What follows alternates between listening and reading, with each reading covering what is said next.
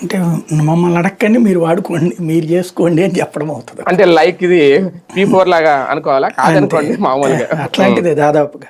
రెండవది లేకపోతే ఇప్పుడు గనక ఎలక్ట్రిసిటీ మనందరికీ ఏది కొంతమందికేమో దాన్ని ఏమంటారు, రొయ్యల పరిశ్రమల వాళ్ళకు అదే రొయ్యలకి రైతులకి తగ్గిస్తున్నాం సబ్సిడీ, లేకపోతే వాళ్ళకి 100 ఇది ఫ్రీ ఇస్తున్నాము, ఉచిత రైతులకు ఉచిత విద్యుత్ ఇస్తున్నాం అని చెప్పి ఆ డబ్బులు వాళ్ళకి ఇవ్వకుండా కరెంట్ డిపార్ట్మెంట్కి అవి వాళ్ళు అడ్జస్ట్మెంట్ చేసే విధంగా పెట్టేటప్పటికి అదంతా మన మీద భారం పడుతుంది. ప్రభుత్వాలు ఇవ్వట్లేదు వాస్తవంగా చెప్పాలంటే, అది మనం ఇస్తున్నాం. మనం 10 రూపాయల కరెంటు కొనుక్కుని 30 రూపాయలు కడుతున్నాం. ఆ విధంగా అత్త సొమ్ము అల్లుడు దానం చేసినట్టు, లేదా పని ఒకటిది పేరు ఒకటిది అనమాట.